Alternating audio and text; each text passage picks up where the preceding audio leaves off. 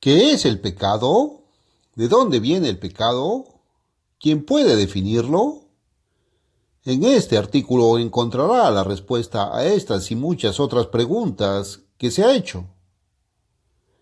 En el principio, Dios diseñó y planeó una creación perfecta. El propósito de Dios en esta creación incluía un plan de salvación para la humanidad, de modo que en última instancia la familia de Dios pudiera ampliarse enormemente.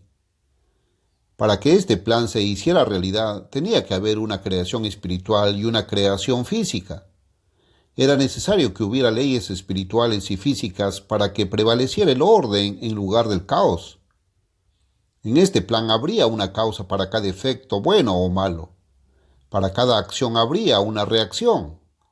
Dios diseñó leyes físicas naturales que se pusieron en acción automática en la creación. Dios también estableció leyes espirituales, pero pocas personas son conscientes de ellas. Estas leyes regulan las relaciones humanas y divinas. Son leyes basadas en el principio del amor, que es dar, servir y tener una preocupación generosa por los demás. La violación de este principio del amor es una violación del camino de Dios, puesto que Dios diseñó esta forma de vida e hizo que los resultados fueran automáticos. Él y solo Él puede revelársela a la humanidad. Dios llama pecado a la violación de este camino correcto. Por lo tanto, solo Dios y nadie más puede definir el pecado.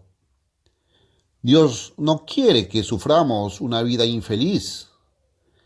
Él ha definido el pecado para que podamos evitar las consecuencias de violar su ley.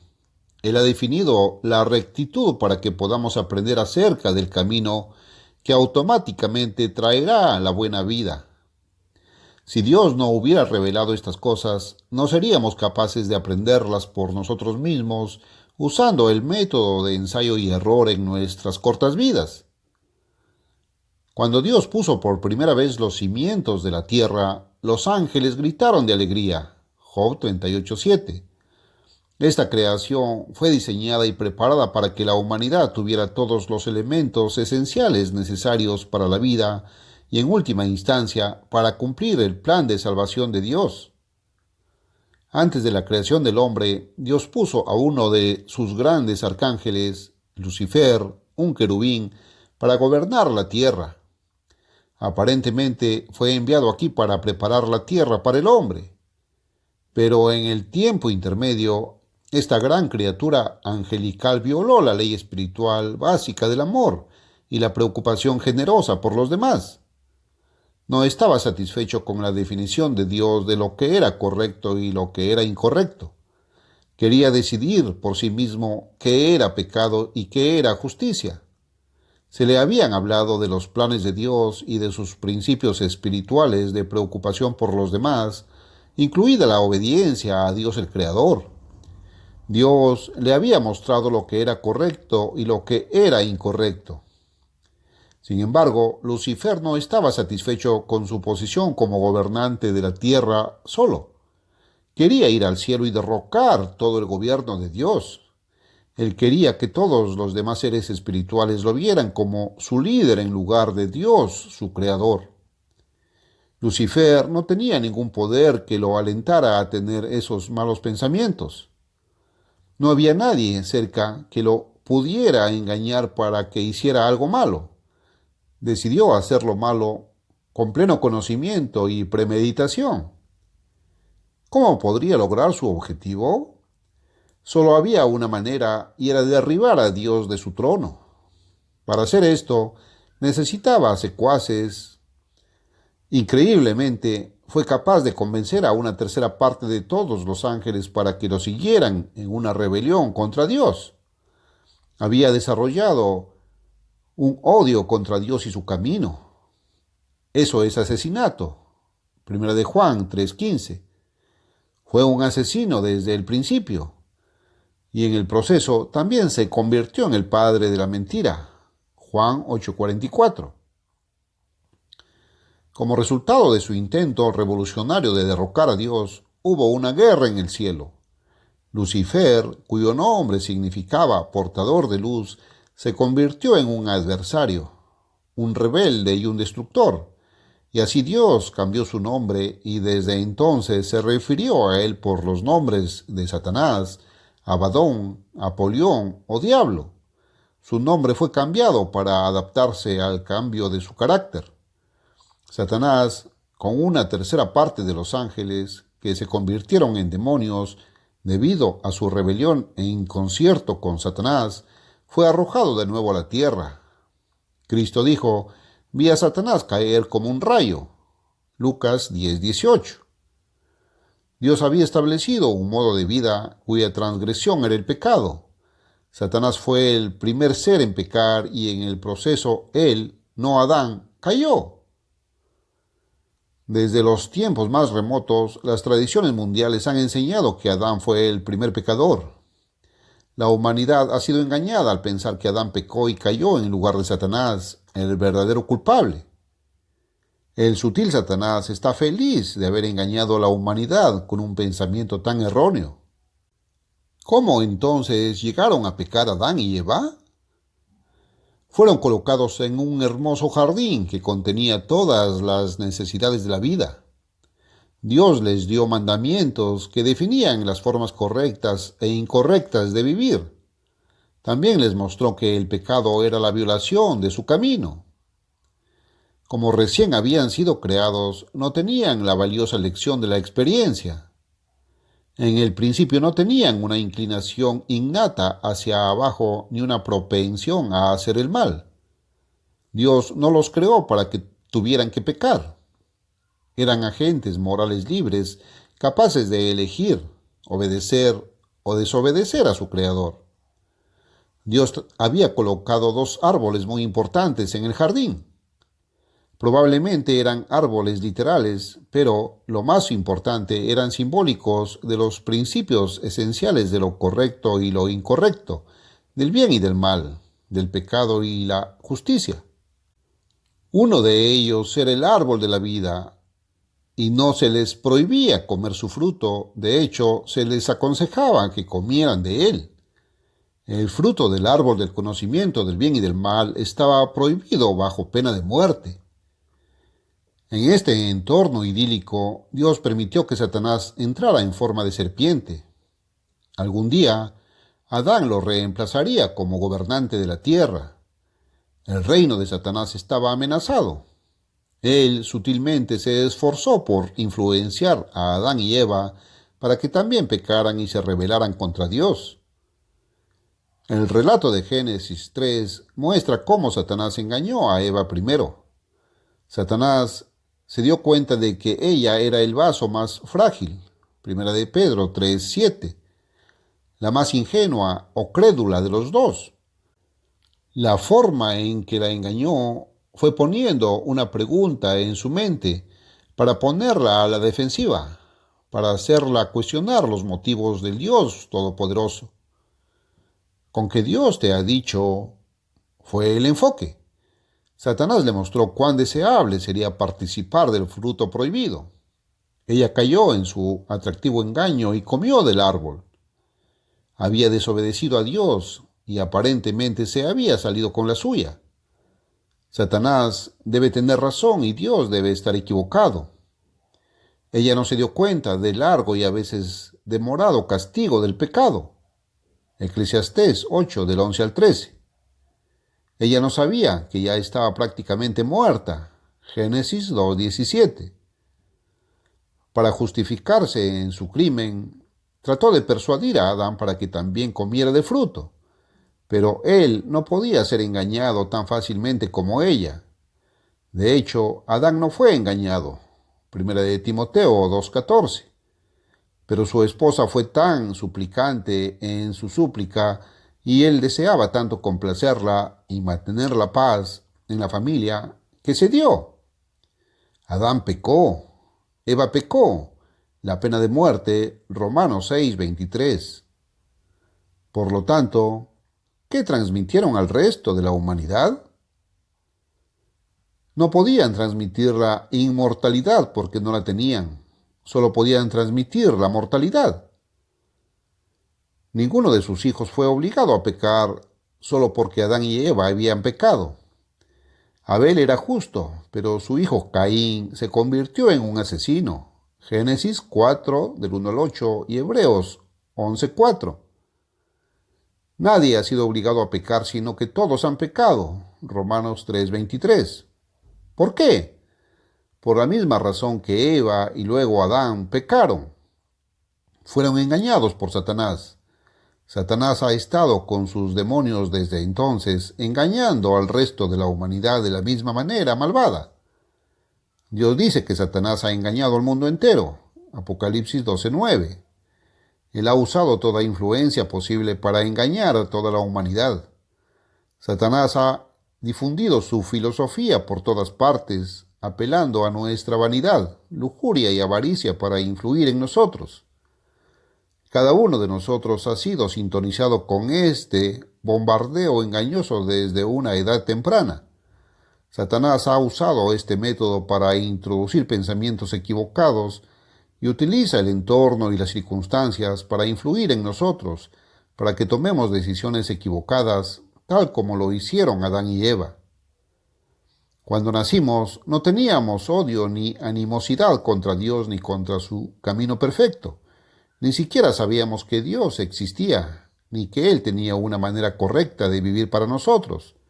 Pero con el tiempo, nosotros también desarrollamos la misma actitud que Satanás, de egoísmo, codicia y lujuria, y de querer hacer las cosas a nuestra manera.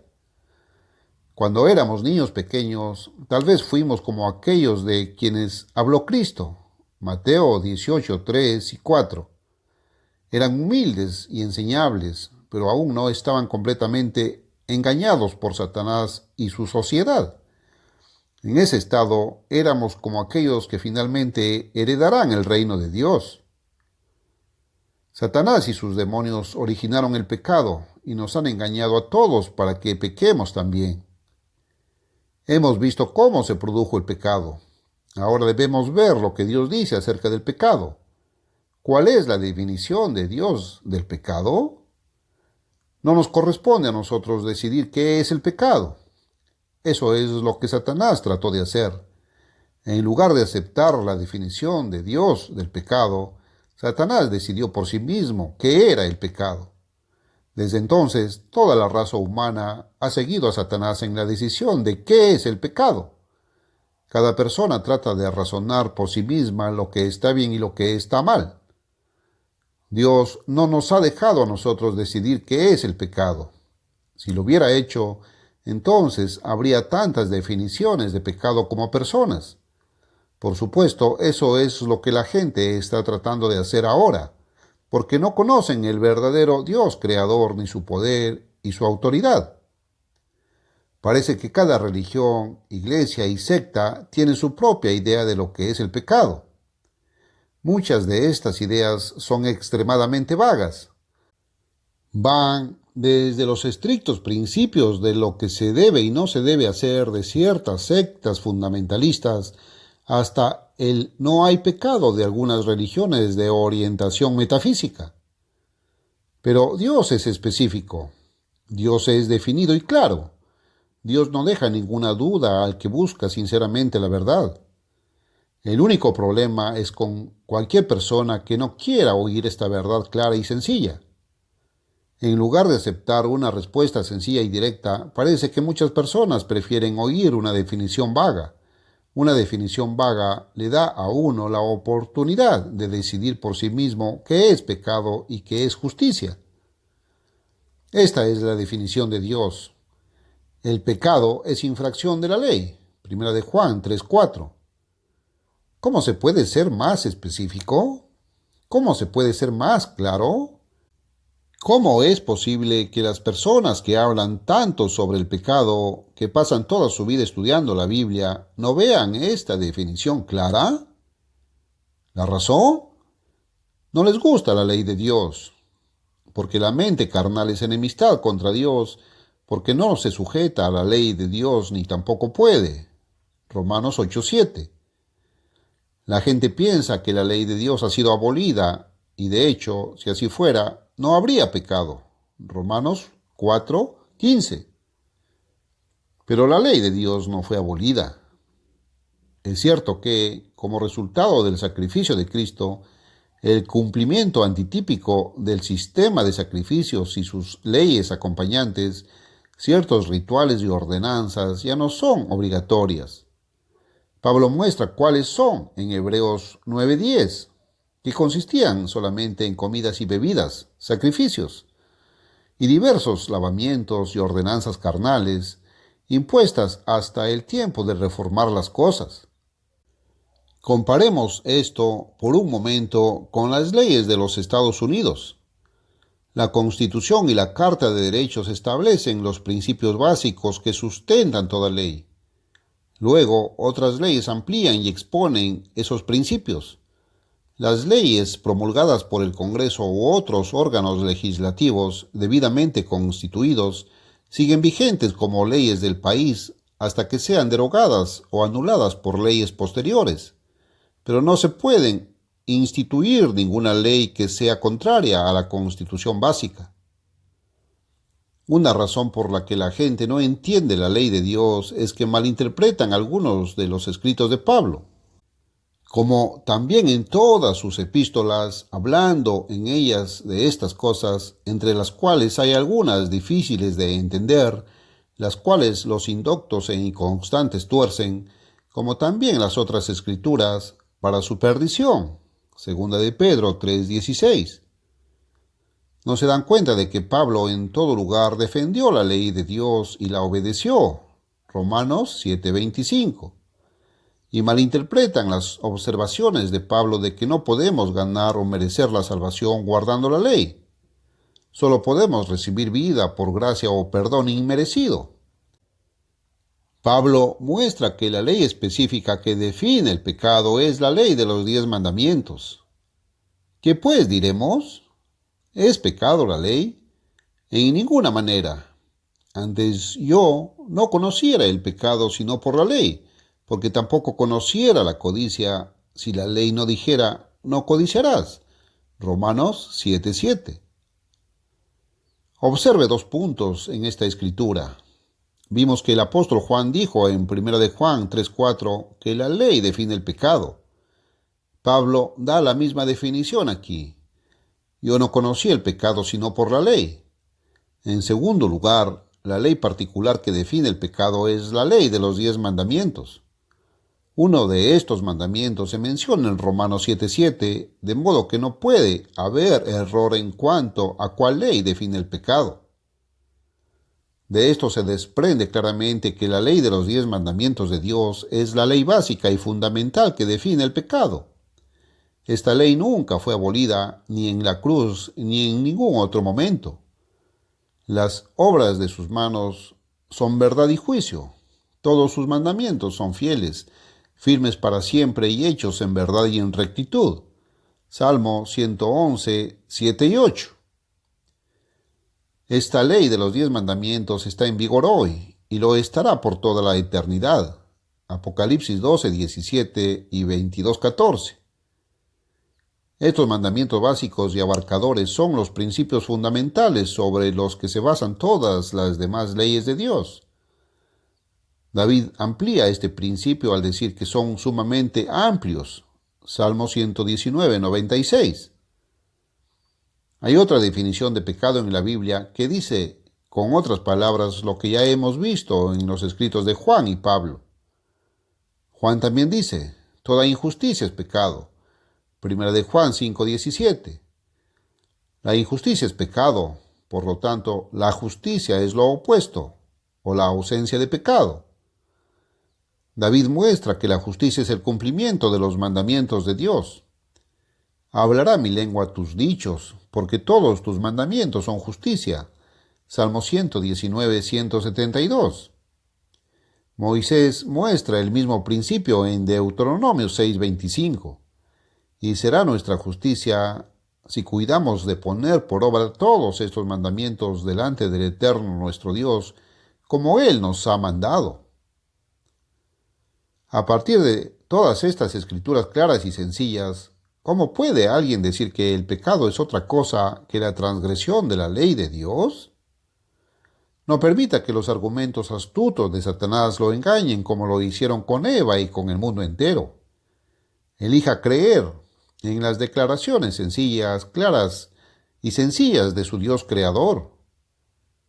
Cristo vino para hacer honorable la ley y para mostrar el significado y la intención espirituales. De hecho, Él explica muy claramente en el Sermón del Monte que debemos obedecer el espíritu y la intención de la ley. Ahora bien, es tan pecado codiciar de manera sexual como cometer el acto mismo. Es pecado odiar tanto como cometer asesinato.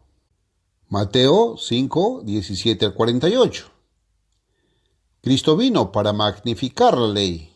Isaías 42, 21. Cristo explicó que los 10 mandamientos se basan en un principio importante. Ese principio es el amor a Dios y el amor al prójimo. Los primeros 4 mandamientos muestran cómo amar a Dios y los últimos 6 definen cómo debemos amar a nuestro prójimo. Pablo explica el mismo principio en Romanos 13:10. El amor no hace mal al prójimo, así que el amor es el cumplimiento de la ley. De este texto debería ser evidente que la persona que cumple la ley de los 10 mandamientos de Dios está mostrando el amor apropiado hacia su prójimo. Por lo tanto, el amor es igual al cumplimiento de la ley, y el cumplimiento de la ley es igual al amor. ¿Cómo podría alguien encontrar defectos en la ley perfecta de amor de Dios? ¿Hay algo malo en ser fiel a un cónyuge y no cometer adulterio? Por supuesto que no. ¿Y cómo podría alguien decir que hay algo malo en no robar o codiciar la propiedad de otra persona? ¿Podría alguien encontrar defectos en ser veraz y honesto? Seguramente no. La ley de Dios es una gran ley. No hace daño a quienes la cumplen en todos sus puntos. Solo puede traer bendiciones y felicidad.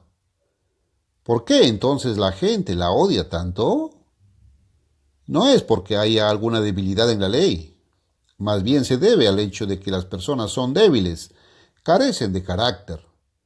Por nosotros mismos somos demasiado faltos de carácter para cumplir la ley en el espíritu. Este era el problema en el antiguo Israel. La ley en sí es santa, justa y buena. La debilidad, la falla, está en las personas. Porque reprendiéndolos al pueblo del antiguo Israel, dice: He aquí vienen días, dice el Señor, en que haré con la casa de Israel y con la casa de Judá un nuevo pacto. Hebreos 8:8. El nuevo pacto o acuerdo que Dios hará con la nación unida de Israel en el futuro estará basado en las mismas leyes. La diferencia estará en el hecho de que Dios dará al pueblo su Espíritu Santo para capacitarlos para guardar esas leyes. Jeremías 31, del 31 al 34. Las justas leyes de Dios serán escritas en el interior, las mentes de los hombres en el mundo de mañana. El amor es el cumplimiento de la ley de Dios. ¿De dónde obtenemos este amor? El amor de Dios ha sido derramado en nuestros corazones por el Espíritu Santo que nos fue dado. Romanos 5:5. Con el poder de Dios, su Espíritu, obrando en la mente de uno, siempre es posible guardar la ley de Dios. Algunas personas tienen la idea errónea de que es imposible guardar los mandamientos y las leyes de Dios. Cristo las guardó perfectamente, porque no pecó. Primera de Pedro 2:22. También leemos que los padres de Juan el Bautista eran ambos justos delante de Dios y andaban irreprensibles en todos los mandamientos y ordenanzas del Señor. Lucas 1:6. Lo que la gente no se da cuenta es que con Dios todo es posible. Mateo 19:26. Con Jesucristo viviendo su vida dentro de nosotros, es posible guardar los mandamientos de Dios. Gálatas 2:20 y Filipenses 4:13. Santiago explica que el pecado es un proceso. Muestra que una persona es tentada primero por su propia lujuria, en segundo lugar, seducida, y en tercer lugar, cuando esta lujuria continúa, finalmente produce el pecado. El resultado final del pecado es la muerte. Santiago 1 del 13 al 15. Cuanto más avanza una persona en este proceso, más difícil es dar marcha atrás y evitar el pecar. El momento más fácil para evitar el pecado es sacar de inmediato de la mente el pensamiento original. Para sacar un pensamiento malo de su mente, llénela con buenos pensamientos. Filipenses 4:8. ¿Qué mejores pensamientos hay que los que se refieren a Dios y su palabra? Toda la aflicción, infelicidad, dolor y miseria humana ha llegado como resultado directo del pecado, la violación de las leyes espirituales y físicas de Dios. La felicidad y una vida plena y abundante son los resultados automáticos de la obediencia a la ley de Dios. Si usted quiere disfrutar de las cosas buenas de la vida y disfrutar en el futuro de la recompensa de un verdadero cristiano, debe obedecer a Dios y su ley. Todos queremos lo mejor en la vida y una buena recompensa al final, pero la mayoría de la gente no conoce el camino hacia esa clase de vida. Ahora ya sabes cuál es el camino correcto. Elígelo y elegirás la vida.